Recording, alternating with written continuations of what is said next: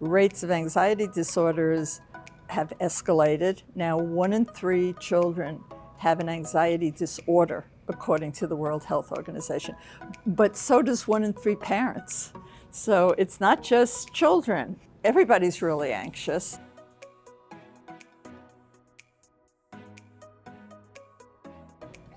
So tell us who you are. My name is Dr. Madeline Levine. I'm a clinical psychologist, and my new book is called Ready or Not: Preparing Our Children to Thrive in an Uncertain and Rapidly Changing World. So I wrote 2 books, one 12 years ago, one 6 years ago, on the state of mental health among children in the United States. And I've spent 12 years going around the country, as have a boatload of my colleagues done the same thing, talking about decreased levels of good mental health among our kids, right? And you would think that might have moved the needle, but it actually didn't, in spite of a boatload of research that tells us kids need to sleep more, kids need less pressure on them, kids need more playtime. And it's not like parents disagree, they're just having tremendous trouble implementing that. So I got interested in why didn't the needle move? Not only has it not moved, but rates of anxiety disorders have escalated. Now, 1 in 3 children have an anxiety disorder, according to the World Health Organization. But so does 1 in 3 parents. So it's not just children. Everybody's really anxious. And I think what's happening is parents' anxiety about how to prepare their kids for this very uncertain world that we're facing. What your children will do in life is totally unclear now. We just don't know what kind of jobs. So there's anxiety about preparation, there's anxiety about school massacres, there's anxiety about getting into school, there's anxiety about climate. There's just a boatload of anxiety. And I think what parents are doing is they're trying to lower anxiety in the wrong ways and not lowering anxiety in the right ways. So can you start with what parents are doing wrong? What is it that's making themselves and their children more anxious? Right. So the things that we know from research that parents are doing wrong is not protecting their kids' physical and mental health in terms of sleep, in terms of reduced pressure. The number 1 cause of pressure for kids in the United States is now school, because there's so much emphasis on grades and homework and all that stuff. Those are the things parents should be attending to, because they really are sickening kids who don't have a lot of coping skills to deal with that kind of pressure. What we are doing that I think is a mistake is, because we know our kids are stressed out, we're trying to lessen their burden around things that are just kind of normal anxiety. Kids going to camp, they're anxious, right? First time you go to camp, everybody's anxious, but the parents are saying, oh, you're anxious, honey, you don't have to go. Or a sleepover, you don't have to do it because I know you're anxious. Or driving around the block on a bike, and the parents worried that some pervert's going to jump out, and the kid's worried because they've never driven the bike around, and the parent gives the kid a pass, you don't have to do it yet. So these are kind of the normal developmental challenges that kids need some practice in seeing. They can fall down, they can not get it right the first time, but they can manage. And parents need to be more tolerant of their own anxiety, right? If your kid's all upset, you're upset, right? Right. And so we need to be a little bit more tolerant of our own anxiety around things that are just part of life. And kids, how does a kid eventually learn to manage really difficult things? I gave a talk right before I came to New York, asked a big audience how many people never had their heart broken. 1 person out of 500. 1 person out of 500. Well, in order to have your heart broken, which is going to happen, you have to have a lot of little heartbreaks along the way, like you didn't get invited to the party or you didn't make the varsity team. And those give you kind of the muscle you'll need eventually when you really have your heart broken. Why do you think parents are doing this? What has changed so that they're doing these kinds of behaviors that make their children more anxious? So I think I think there's a great deal of fear in the world. You know, we just saw the Varsity Blues scandal where people come in and pay $500,000 to get their kid into USC and lie, cheat, and steal to do it. I mean, what would make a parent do that? It's terrible for the kid. The kid feels like they didn't get in on their own. The parents now compromise their integrity. I think that it's being driven by a lot of fear of what if my kid doesn't get into a good school? What if my kid doesn't get a job? That way of thinking about parenting is past its expiration date, that you have to get great grades, go to a great school, and know what you're going to do, and you'll be fine. That just isn't the way it works. Most big companies now are far less focused on where you went to school than they were previously. I'm a psychologist, my husband's a doctor, we got good grades, we went to school, and that was that. But nobody thinks that that kind of what we call hard skills is going to be as important, because you can Google anything. You have access to information 24/7. You have to know how to put it together. You have to know how to work with other people. You have to know how to use it creatively. So it's an entirely different skill set, and we're parenting on an old parenting paradigm because in times of uncertainty, we get very conservative. Our brains make us conservative. And if you're uncertain, you're likely to look to the past when you should be looking to the future. So you might say, I went to Columbia, that's going to be great for my kids. I did fine. Maybe not, because we don't know what our kids are. Well, I know what my kids are doing because they're grown up, but you don't know what your kids will be doing. So you talked about some of the unhealthy overachieving, the false self. Can you tell us a little bit about those 5 things? What are they, and what does it tell us?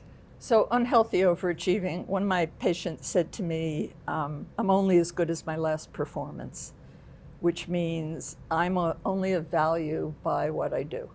And nobody can feel that way and feel really good about themselves, because you're supposed to be, if you're a child, you're supposed to be valued because you're a good person, or you're just loved because you're a kid. So I think, there's cheating. I co-founded an organization called Challenge Success at the Stanford Graduate School of Education, and we've done a lot of research on cheating. So the vast majority of kids cheat. It's about 89%. And it's disproportionately among high-achieving kids. We think of cheating as like, I'm going to fail.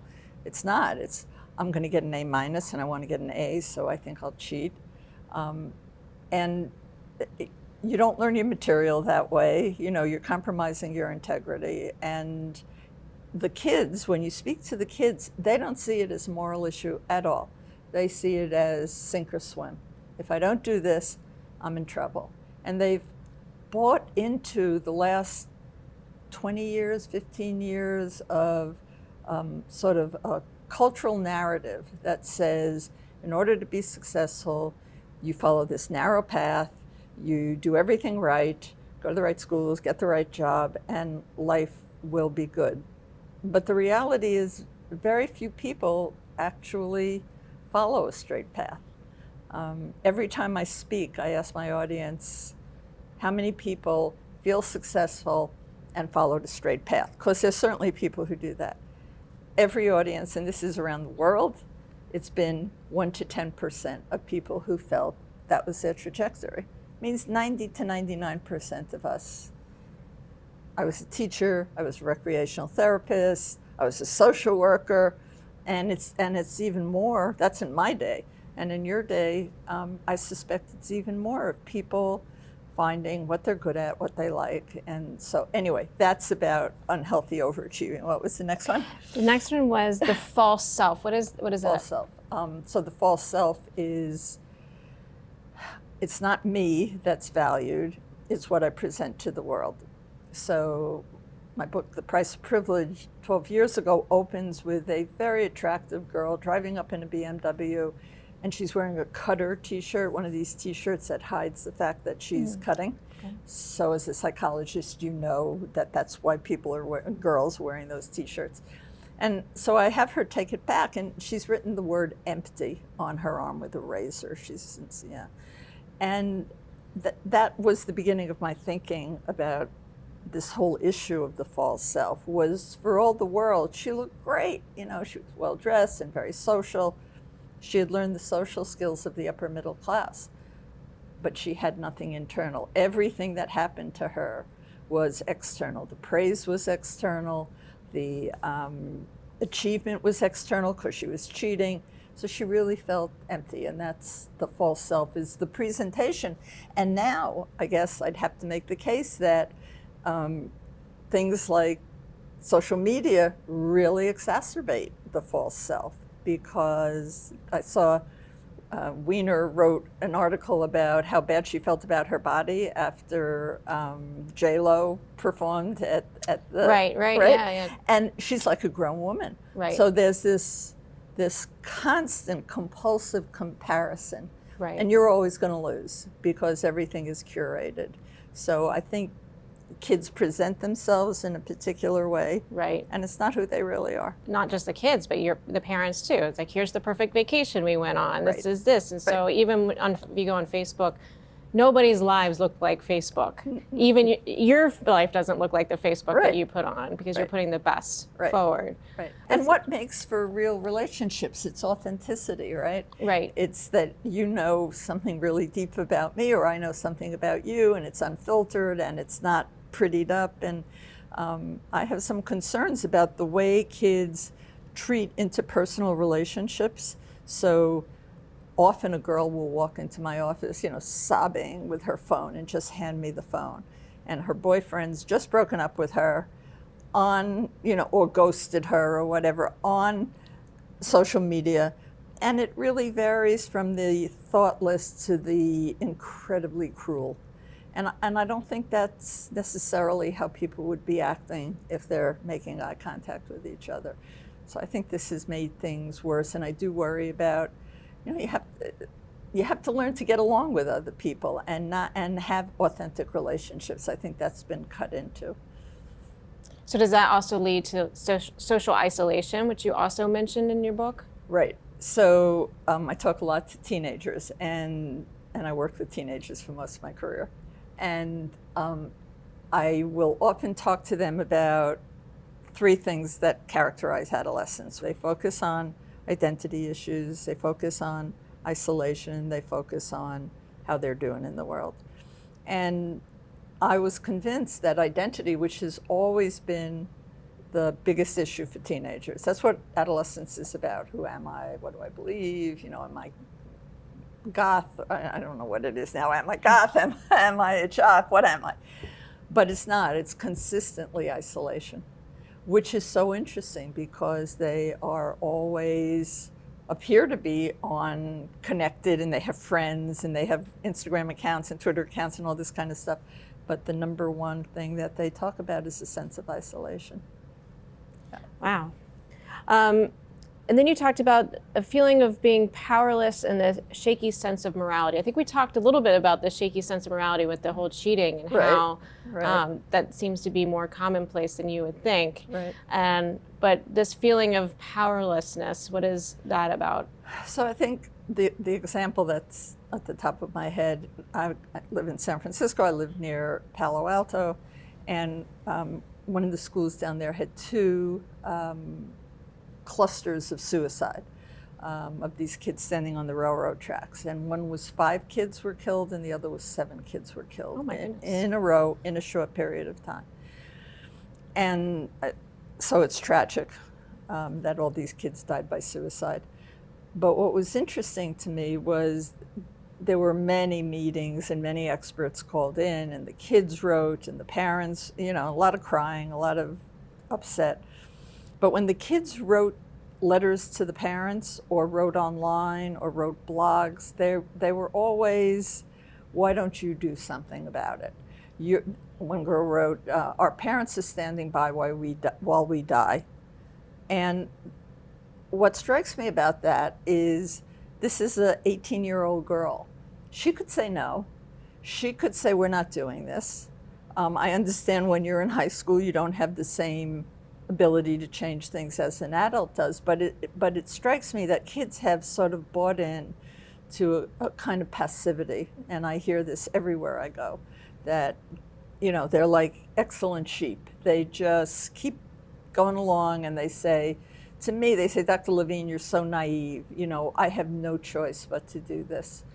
And in fact, they do have choices. They just don't feel like they do, just like that parents don't feel like they have the right to say, in my house, you go to sleep at 11 o'clock. Or in my house, homework's over at 11 o'clock. Or in my house, there's no screens in the bedroom.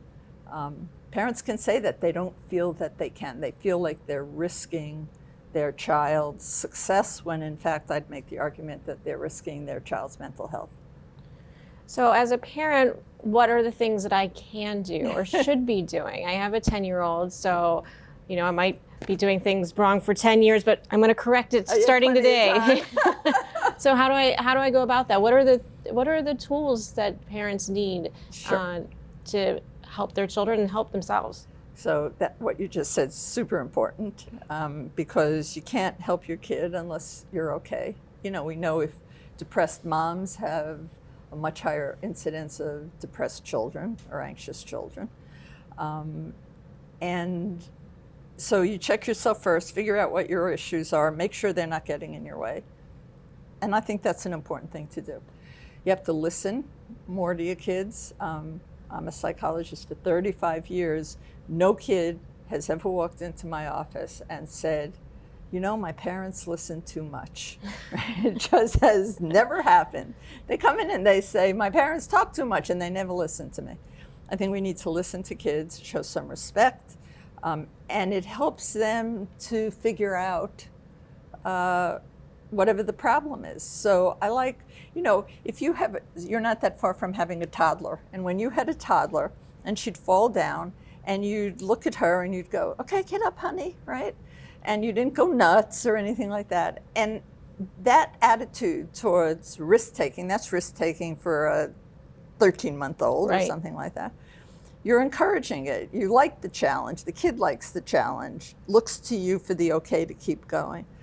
And we would never say to that kid, well, if you keep falling down, you're going to be flipping burgers at McDonald's for the rest of your life, right? We know that she has to have those experiences of falling down. And I think when we listen to kids, when we ask questions like, tell me more about that, what was that like for you, or I think you can handle it, which is the message you're giving the toddler. I think you can handle it. I think that's the best message that a parent can give a kid.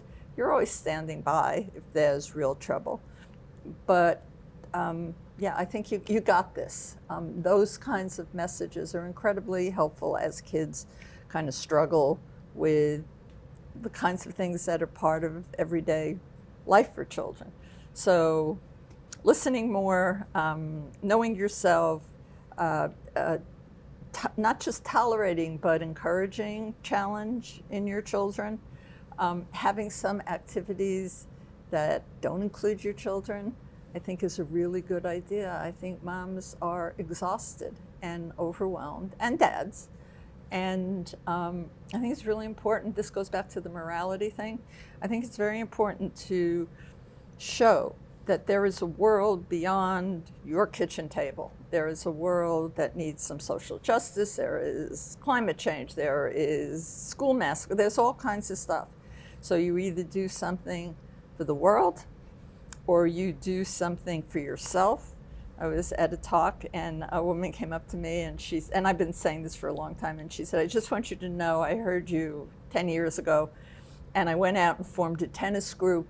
My kids were 8 now, and it's 10 years later. We still play tennis every week. My kids gone to college, and it was a good thing to do. So this intensive parenting where all your time, all your money is devoted to your kids, I think is a mistake. And just having that time to yourself probably helps you mentally a lot. Absolutely. We call it restorative time. Like there is time that you need to just be. And I think that's very hard to come by. I just became a grandma, so. Oh, congratulations. Yeah, thank you. That's about the toddler falling down. Yeah. And I see my kids just going, okay, you're fine, get up, and it's such a good model. I'm sorry, I'm back to that, but it's such a good model for how a parent can encourage a child to keep going, you know? Right. Yeah. And so I see the struggle of two working parents and a young child or an older child, doesn't matter, and how little time there is for yourself. The problem is your kids will grow up. It's not the problem. The reality is they will grow up. They will go to college. It's what you're working towards. And at that point, you know, we have mothers who are doing the laundry for their 29-year-old lawyer kids. And lawyers work so hard, you know, hard. I'm from New York originally.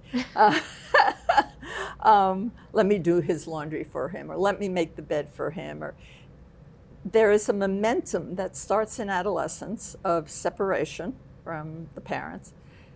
And I think if you lose that momentum, there's this whole idea of emerging adulthood now. Mm-hmm. Well, there was no such concept as emerging adulthood when I was in graduate school, but now there are programs all over the country for it. And that's for kids who never had to make a bed, who never had to make a meal, who never had to write a check. Well, nobody writes checks, but you know, that kind of thing. So I think parents stay very attached to their kids a little too long, a little too intensely, without any respite for themselves. How do you think maybe the, especially for, you know, millennials, that age group, the Great Recession happened when a lot of them were graduating and going into the real world, and they just had no jobs. So many of them moved back in with mom and dad and stuff. Do you think that plays a part, or do you think that's just something separate from what you're seeing now? No, I do think it plays a part, actually, in a particular way, which is around anxiety. So since the recession, the economy is completely bifurcated. The income inequality is at the highest level ever. And so it's win or lose. I think most parents say it's winners or losers. That's what came out of the recession, was winners or losers.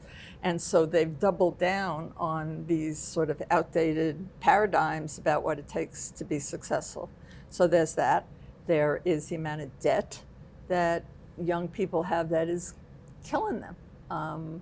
My youngest son went through law school, and his brand new wife went through a physician's assistant program. They have $200,000 worth of debt, like many kids. Right. And that means you can't get on with your life, and you are, in a way, kept in a dependent position if you don't have enough money to basically live as an adult. So I do think the recession had a big impact, and a big cynical impact on, we're all suffering, and those guys, nothing happened to them. Right. So I do think it had an impact. That kind of plays into the morality too, maybe. Yeah, for sure. So like I said, I have a 10-year-old son, and so maybe I want to change my ways. What if my children are getting older and older, and I'm realizing that, oops, I screwed up, and I didn't help them. How can they change? How do you parents help them? Change? How can parents change? How you can help them change? Yeah. I mean, what can young adults do if they realize, oh, my parents, I suffer from a lot of these things? So first of all, look, kids are very forgiving. I was joking around today. I always say, like, you don't sleep with a child in your bed or your bed. My youngest son slept in my room probably till he was 7. And was that great parenting? I don't know. I mean, I was exhausted. I had 3 kids. My husband was a surgeon on call. My mother was sick. It really wasn't out of lessening his anxiety. It was just, I give up. Yeah, I was just tired. Everybody needs to sleep. And I need to sleep. So, we're going to make mistakes. We have to be okay with that. The research is, if you really love your kid and you're really okay setting limits on your kid, that's called authoritative parenting, and it's the best kind of parenting paradigm we have. So will there be mistakes? Sure. And I think part of the restorative time is to be able to step back and say, okay, what am I doing? What's my dinner table like? I'm really big and have been on have dinner with your kids. And it's not easy. It's not easy at all. My husband was a surgeon. That meant he was working late. And sometimes it meant we all ate dinner as a family at 9 or 10 o'clock at night. But it was a statement that at some point every day, this family gets together. it's the most important thing that we continue to do that. Did we miss it sometimes? Of course. But I think most well-intended parents have kids that are okay. Remember, if 1 in 3 kids has an anxiety disorder, that means 2 in 3 don't, right? Right. So we have this intersection called epigenetics, where your anxiety is 30 to 40% genetically determined. Okay. And so, but not everybody has an anxiety disorder. So you create an environment that doesn't cultivate anxiety.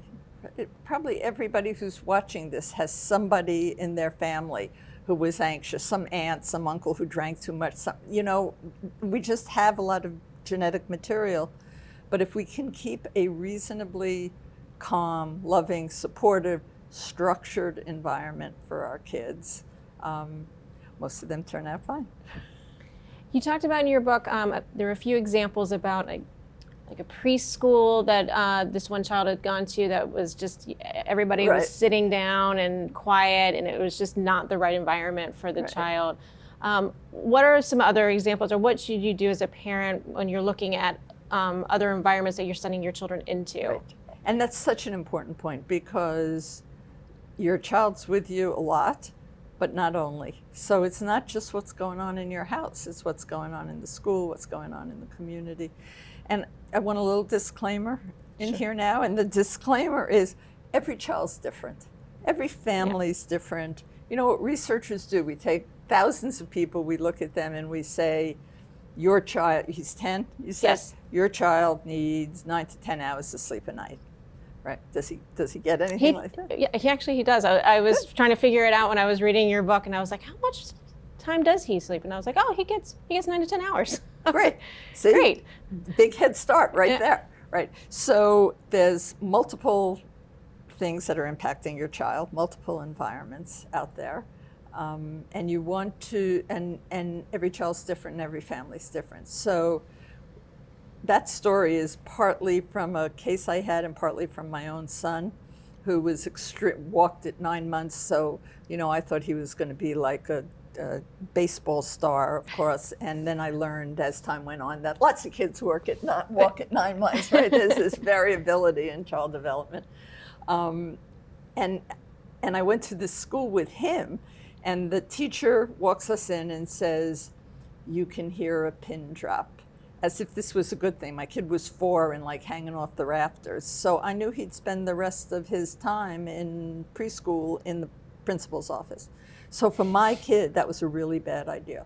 We know that play-based preschools are better in terms of outcome than academic-based preschools for most kids. Mm-hmm. For most kids. Are there some kids who would do just fine? And sure.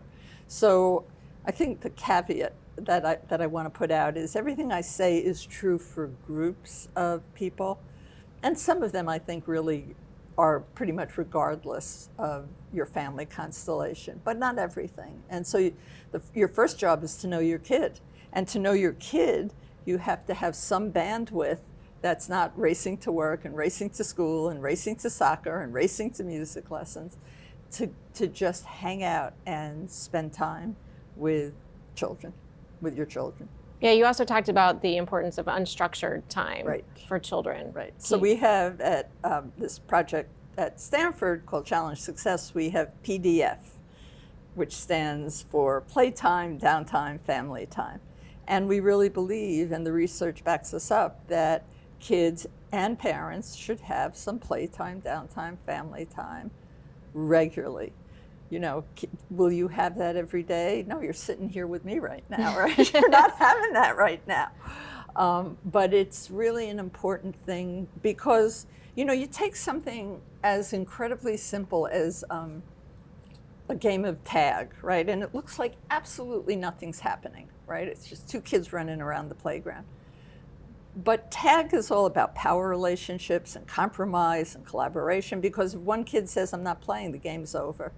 And since what we're told going forward is collaboration, being able to work together and take risks and have fun and is going to be really valuable. So that's a huge real life experience for a child in all the things that are likely to be important going forward. And this is how kids learn. They learn through, I don't know about your kid, my kid for 2 years, his favorite toy was a pot and a spoon. That was, and people are bringing in educational toys, and people buy Baby Einstein, which, by the way, retards language acquisition by about 8 words a month. Wow. So stay away from all that stuff. Let your kid go get down on the floor. We'd say 20 minutes a day of floor time with your kid is the best thing you can do with a young child. You asked me about young kids before. So play.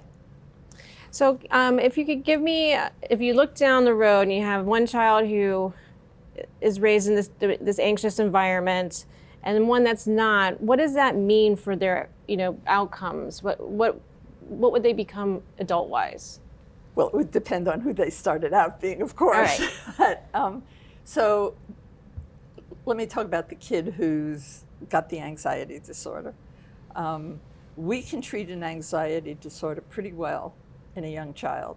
Give me 6 weeks with the parent of a child who's really fearful, and I did a pretty good job with that. If you wait till that kid is 28, they're probably substance abusing, which means they're probably depressed on top of the anxiety. So if you suspect that your kid is particularly anxious, you want to talk to the pediatrician. You have one child, he's seen 10,000 children, so he has a better idea of what's normative and what's not normative. These are the kids that I have been putting into, the anxious kids, into emerging adulthood. They have what I would call accumulated disability. All those times that their curiosity or anxiety was accommodated to. My favorite one is the kid who didn't like sauce. Young girl, 8 years old, she wouldn't eat sauce. So she wouldn't eat sauce at home. Yeah, it's funny. And mom would have to call whenever she was invited to dinner and say, my daughter doesn't eat sauce, so no sauce. Aside from the fact that that's like nuts, I mean, because she won't get more exposure. What do we do in the office with somebody who's afraid of sauce? We expose them to it. We don't protect them from it. So the kid who has been protected over and over again, they end up often looking spoiled and entitled. I have a case of a kid who was at the University of Texas for 9 years, getting $9,000 a month and not going to school. And actually, when I wrote the book, my editor said, you got to change that. Nobody's going to believe it was $9,000 a month. But it was $9,000 a month. And he didn't have to do anything for it. And then, of course, his parents are furious, like 9 years later, and they bring him home. And he looks very spoiled, like, I'm not going to work at Starbucks, and I'm not going to, and he's like smoking weed in his parents' basement. That's all he's doing. And when you get down to it with him, it's not just that he's spoiled. He doesn't know how to do anything. It was like, well, you got to go to Starbucks and work. And he doesn't know how to make change. He doesn't know how to talk to people. He doesn't know how to set an alarm clock. So a lot of these kids who look incredibly spoiled are just incredibly incompetent. And they go away to these very expensive programs where they learn how to take care of their emotions, and they also learn how to make a bed at the same time. And the kid, anxiety is impairing, right? We don't make good decisions. When we're a little anxious, actually, it helps us. Mm-hmm. But when we get really anxious, we don't make good decisions. We're impaired. It means we're not firing on all cylinders. We're using up bandwidth to deal with the anxiety. Another kid who is very anxious because his father is graphing every calculus test he takes in a private high school here in New York. And the kid's taking like calculus. He doesn't need somebody graphing, and the father's just making him nuts. And he's pulling out, he's got trichotillomania. So he's pulling out his hair, and he's pulling out his eyelashes, pulling out his eyebrows. And the dad says, this is in answer to what happens down the line, the dad says he'll stop that once calculus is over. And the answer is no, he won't, because this is the coping mechanism he has learned to deal with the anxiety you're creating for him. So that kid is going to have bad habits, poor coping skills, and won't be able to use the skills and the talents that they have optimally. Grades are important, so why wouldn't a parent want to push on grades? Okay, so there's a fabulous experiment by a gal named Carol Dweck at Stanford, who's known for mindset. She's a great psychologist. And she takes kids and she gives them all a puzzle that's they can all figure out baseline. And then she divides them into two groups. And one group, she tells them how incredibly smart they are and how they're going to have a great time and an easy time because they're so smart with the next set of puzzles. And the other group she tells nothing to and gives them another set of puzzles. Who does better? The ones that didn't have anything said to them. Right. Why? Because the expectations are that they should be doing really well, and that creates anxiety. That's exactly right. And sure, you didn't study psychology. And what happens with the group that was told how smart they were? It's really interesting. They do the same puzzles over and over and over again because that's where they know their success lies, but they're not learning anything. And the other kids who have nothing to lose in terms of your admiration, they make mistakes, they fail. You know, for the first couple minutes, it looks like the other kids are going to do better, but give them 10 minutes and the other kids are willing to try all kinds of stuff that the smart kids are afraid to try. That's interesting. As a parent, are there often physical signs of the stress, so you know that maybe your child is having anxiety disorder or having issues with anxiety? Sure. So in children, the first thing we look at and look for are physical symptoms. So if your kid has headaches or stomach aches or is very teary before every soccer game or migraines or has to come home from school, those are your first signs of stress in children. And, you know, we tend to sort of blow that off about, oh, it's just psychosomatic or it's not real, but that is how kids, because younger kids can't say, you know, you're making me anxious by your constant hovering, but they can say, I have a headache, I'm going to lay down. So those are really important. Thanks for bringing that up. Yeah, no, I actually, just a little quick personal note, if that's okay. My son, he has swimming every Tuesday morning at his school because they have and he hates it. I know he hates it. And so like every Tuesday is always terrible in the morning because he's just like, I'm really kind of cold. I think I'm coming down with something. And so I finally, at one point I talked to him, I said, what is it about swimming in particular that you really don't like? And he said, I'm in the highest swimming group and I don't think I belong there. I think it's too tough. And I said, okay, have you tried talking to the swim teachers You're about doing everything right, by the way. I'm just listening yeah, to I was your just, dialogue, but he always kept saying like, I'm too cold today, so I don't think I should go swimming. And finally I was just like, let's try to figure this out. And then, I mean, I still have to, he did talk to the swim teachers and I have to remind him every so often, I'm like, remember last time, it was a lot of fun. Remember it was more fun than you expected. He's like, yeah, all right. And I think you can, I know you're uncomfortable, I think you can handle it. You Yeah. know? But everything you just said suggests, you said like, oh my God, it's 10 years, like what if it's wrong? It's like everything you just said in terms of how to get him to address what's going on. Tell me what's going on. Don't and worry, then listening. I've done some things that were wrong too, according to your We book. all have.